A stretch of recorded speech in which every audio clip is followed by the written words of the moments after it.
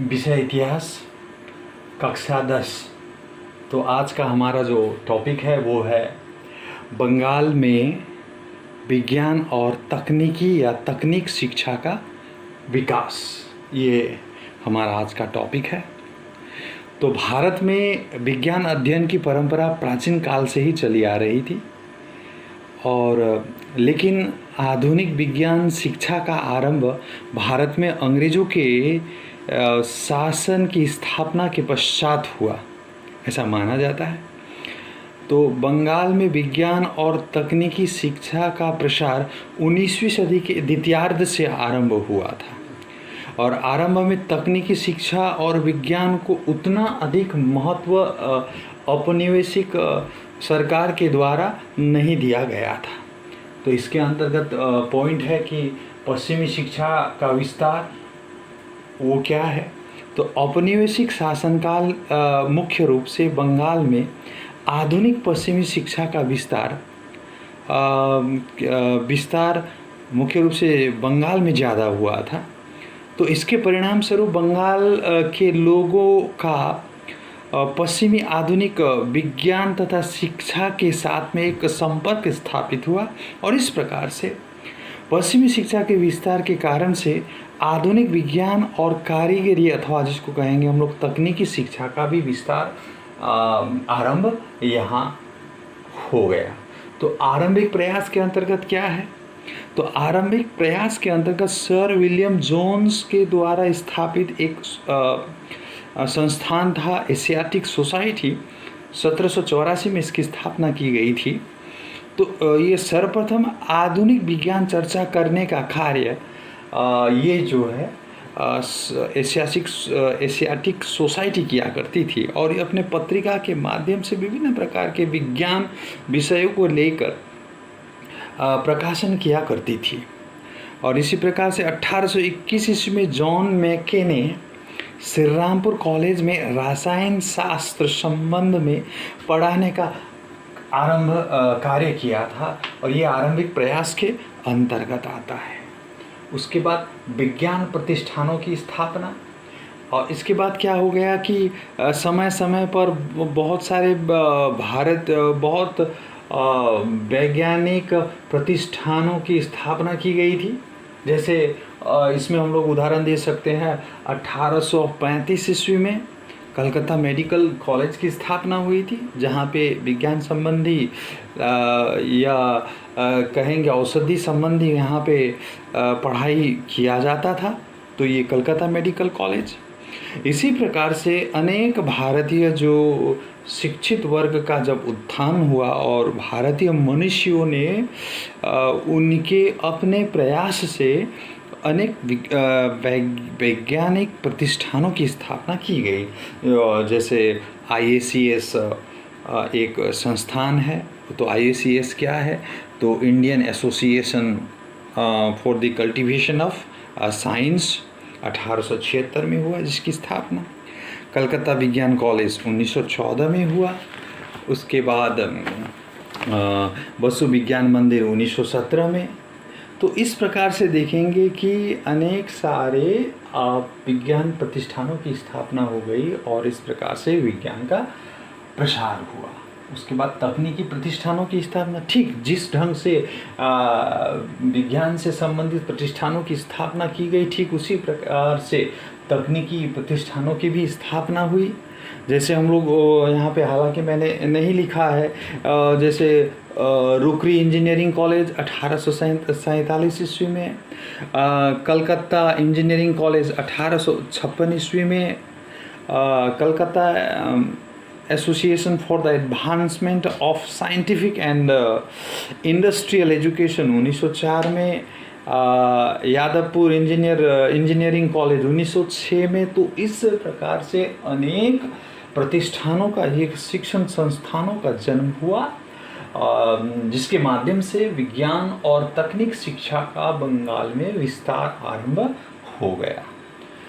तो हम लोग इस टॉपिक के अंतर्गत, या ये बंगाल में विज्ञान और तकनीकी शिक्षा का विकास, इसके अंतर्गत हम लोगों को मुख्य रूप से यहाँ पे 4 चीज़ें हम लोगों को पढ़नी पड़ेंगी। ये है, एक है यहाँ पे Indian association for the cultivation of science, दूसरा यहाँ पे कलकत्ता साइंस कॉलेज मैंने पहले से ही लिखा दिया है, इसके बाद वसु विज्ञान मंदिर, राष्ट्रीय शिक्षा परिषद, बंगाल टेक्नोलॉजिकल इंस्टीट्यूट।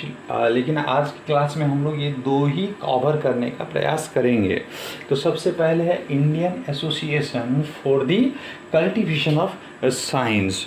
तो ये क्या है? तो यह पहला गैर आधिकारिक या विज्ञान का अनुसंधान करने वाला एक संस्थान था। गैर आधिकारिक मतलब है अनऑफिशियल एक संस्थान था, जिसकी स्थापना कब हुई थी? 29 जुलाई 1876 को हुआ था। और इसके संस्थापक कौन थे? डॉक्टर महेंद्र लाल सरकार थे इसके संस्थापक। और भारत में आधुनिक विज्ञान के अध्ययन या चर्चा करने वाले ये उसके रूप में ये विख्यात है। यूँ कहेंगे कि आधुनिक विज्ञान के अध्ययन के ये जनक के रूप में ये माने जाते हैं महेंद्र लाल सरकार। तो इस संस्थान का उद्देश्य क्या था? क्या सोचकर इस संस्थान की स्थापना की गई थी? तो एक नंबर तो था कि सरकारी सहायता बिना वैज्ञानिक ज्ञान का विस्तार करना, किसी भी प्रकार का बिना सरकारी सहायता से क्या करना? वैज्ञानिक ज्ञान का विस्तार भारत में करना, इसका उद्देश्य था।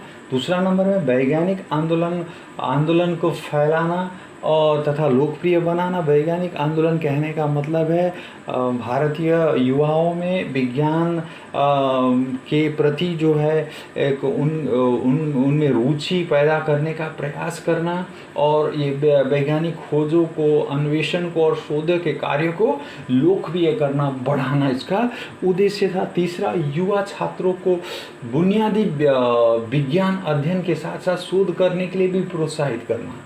चौथा क्या था? भविष्य में देश कल्याण के लिए विज्ञान शिक्षा को अधिक से अधिक बढ़ावा देना था। तो ये सब उद्देश्य को लेकर इसका IACS की स्थापना की गई थी।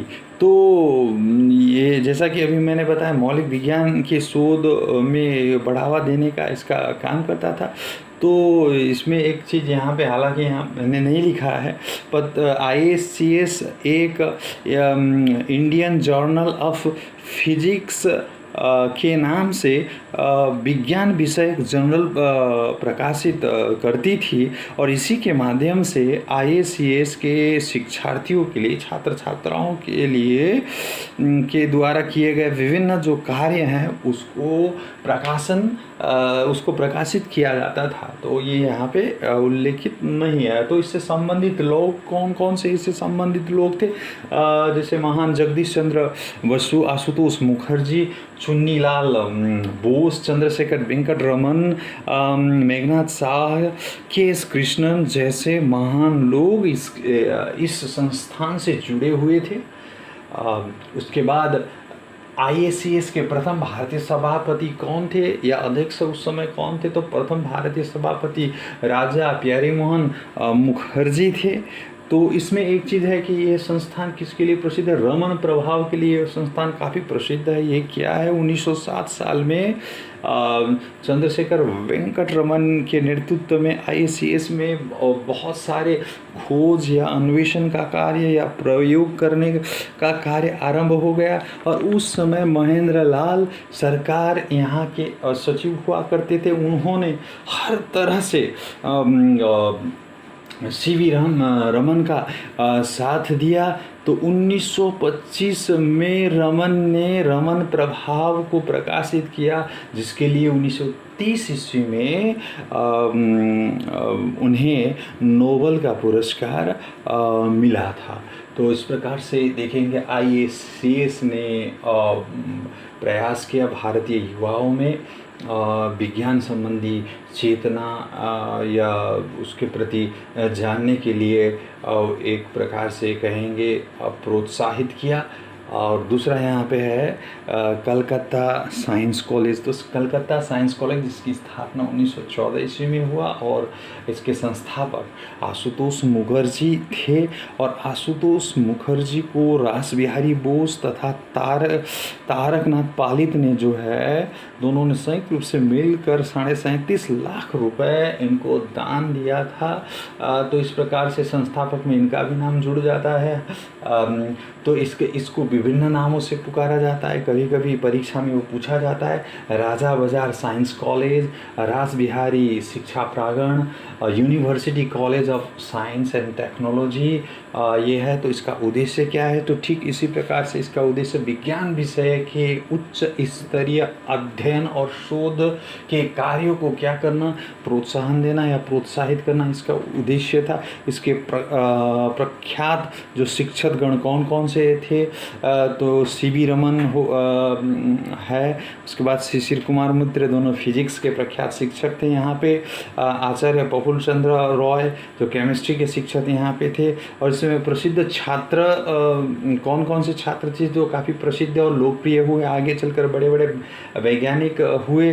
तो इसमें सत्येंद्र लाल बोस, मेघनाथ शाह दोनों फिजिक्स के हो गए, गगनेंद्र नाथ मुखर्जी, ज्ञान चंद्र घोष, प्रियदा रंजन रॉय जो केमिस्ट्री के हो गए, गणेश प्रसाद, निखिल रंजन सेन मैथ्स के हो गए। तो आगे चलकर यही छात्र एक महान वैज्ञानिक या महान शिक्षक के रूप में प्रसिद्ध हो गए। तो ये संस्थान मुख्यतः किसके लिए प्रसिद्ध है? रेडियो फिजिक्स के शोध में शिशिर कुमार मित्र के साथ साथ कलकत्ता साइंस कॉलेज का नाम काफ़ी प्रसिद्ध है।